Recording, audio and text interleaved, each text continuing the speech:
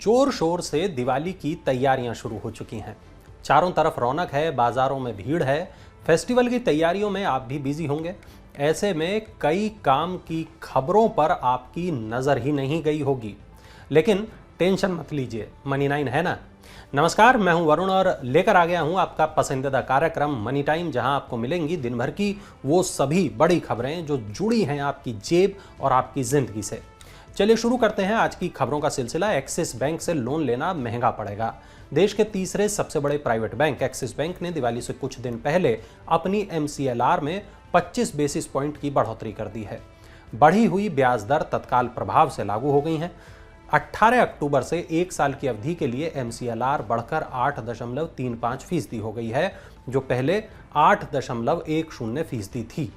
एक साल की MCLR के आधार पर ही ऑटो, पर्सनल और होम लोन की ब्याज दर तय की जाती है। बैंक ने कहा कि ये दरें अगली समीक्षा तक मान्य होंगी। एक दिन पहले भारतीय स्टेट बैंक, फेडरल बैंक और कोटक महिंद्रा बैंक ने भी MCLR दरें बढ़ाई थीं। आज की दूसरी खबर है LIC से जुड़ी हुई। LIC ने एक नया प्लान धनवर्षा लॉन्च किया है। ये एक non linked, non participating individual saving single premium life insurance plan है। ये प्लान सेविंग के साथ ही प्रोटेक्शन भी प्रदान करता है और ये प्लान पॉलिसी टर्म के दौरान पॉलिसी होल्डर्स की दुर्भाग्यपूर्ण मृत्यु होने पर परिवार को वित्तीय सहायता उपलब्ध कराएगा। इसमें मैच्योरिटी पर जीवित पॉलिसी होल्डर को गारंटीड लमसम अमाउंट भी मिलेगा। हरियाणा में सरकारी कर्मचारियों को दिवाली का तोहफा मिला है। हरियाणा सरकार ने अपने कर्मचारियों को दिया जाने वाला महंगाई भत्ता 4% बढ़ाकर 38% करने की घोषणा की है। इस बढ़ोतरी का लाभ उन कर्मचारियों को मिलेगा जो 7वें वेतन आयोग के ढांचे के अनुसार अपना वेतन ले रहे हैं। बढ़ा हुआ महंगाई भत्ता 1 जुलाई 2022 से दिया जाएगा। इतना ही नहीं, राज्य सरकार ने पेंशन भोगियों और पारिवारिक पेंशन भोगियों को मिलने वाले महंगाई राहत को 4% बढ़ा दिया है। और अगली खबर जो है वो चिंताजनक है, क्योंकि ग्लोबल मंदी ने दस्तक दे दी है।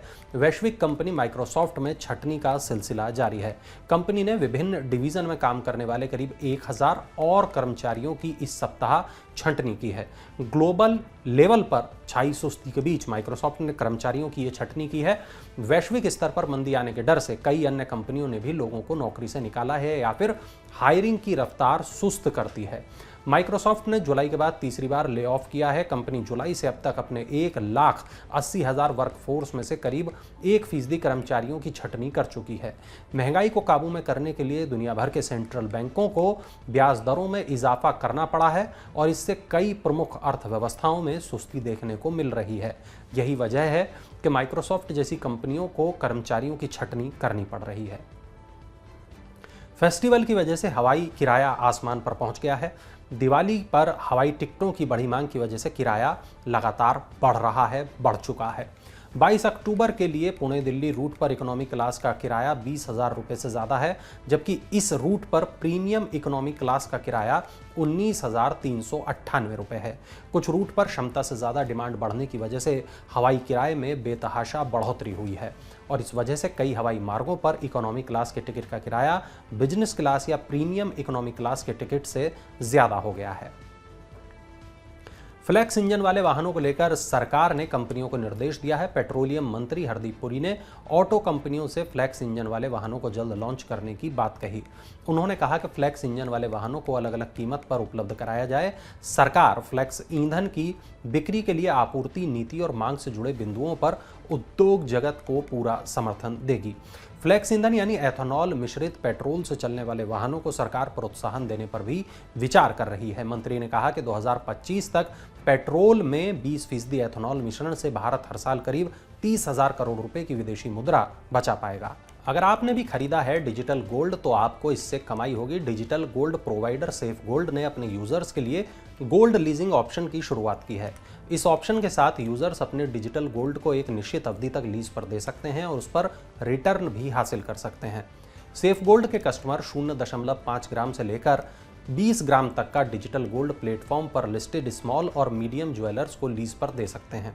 लीज की अवधि 46 दिन से लेकर 176 दिन की होगी और इस पर 5 से 6% वार्षिक रिटर्न मिलेगा। यील्ड की गणना दैनिक आधार पर होगी और गोल्ड के रूप में ही इसे हर महीने कस्टमर के सेफ गोल्ड अकाउंट में डिपॉजिट किया जाएगा। लीज अवधि समाप्त होने पर प्रिंसिपल और अंतिम महीने की यील्ड को कस्टमर के अकाउंट में क्रेडिट कर दिया जाएगा। पंजाब नेशनल बैंक लेकर आया है अपने जमाकर्ताओं के लिए खुशखबरी। पब्लिक सेक्टर के पंजाब नेशनल बैंक ने 2 करोड़ रुपए से कम की एफडी पर इंटरेस्ट रेट को बढ़ा दिया है। नई ब्याज दरें 19 अक्टूबर से प्रभावी हो चुकी हैं। बैंक ने सभी अवधि की एफडी पर ब्याज दर में आधा फीसदी की बढ़ोतरी की है। आम लोगों को 6.5% का अधिकतम ब्याज मिलेगा, जबकि वरिष्ठ नागरिकों को 7% का ब्याज दिया जाएगा। सुपर सीनियर सिटीजन को अधिकतम 7.30% का ब्याज दिया जाएगा। अगर आपके पास भी वीवो का स्मार्टफोन है तो आपके लिए एक अच्छी खबर है। स्मार्टफोन ब्रांड वीवो ने अपने डिवाइस पर 5G सपोर्ट के लिए सॉफ्टवेयर अपडेट जारी करने की घोषणा की है। सॉफ्टवेयर अपडेट इस महीने के अंत से देना शुरू किया जाएगा। कंपनी ने कहा कि उसके 5G enabled phone stand loan और नॉन स्टैंड लोन दोनों 5G नेटवर्क पर काम करेंगे। जियो पूरे देश में 5G स्टैंड लोन नेटवर्क की पेशकश कर रहा है, जबकि Airtel non standalone 5G network दे रहा है। IDC के मुताबिक वीवो देश में तीसरी सबसे बड़ी स्मार्टफोन बेचने वाली कंपनी है। दिवाली से पहले बाजार में आया एक नया बजट स्मार्टफोन। ओप्पो ने भारत में अपने A सीरीज का विस्तार करते हुए एक नया एंट्री लेवल स्मार्टफोन A17K को लॉन्च किया है। इसमें 4GB रैम और 64GB इंटरनल स्टोरेज है। इसकी कीमत 10,499 रुपये है। इसमें 8 मेगापिक्सल कैमरा है। हैंडसेट कंपनी के खुद के कलर OS 12.1 पर आधारित एंड्रॉयड 12 ऑपरेटिंग सिस्टम पर रन करता है। Oppo A17K 6.56 inch IPS LCD screen के साथ आता है। तो ये थी आज की तमाम बड़ी खबरें, ज़रूरी और महत्वपूर्ण खबरें, वो खबरें जिनका आपकी जेब और ज़िंदगी पर होता है असर। ऐसी तमाम खबरों के लिए डाउनलोड कर लें मनी9 के ऐप को, ताकि तमाम ऐसी ज़रूरी खबरें आप तक पहुंचती रहें। कल एक बार फिर नई खबरों के साथ होगी मुलाकात और आप बने रहें मनी9 के साथ। और हाँ, चलते चलते हमारा इन्फोग्राफिक्स ज़रूर देख लें।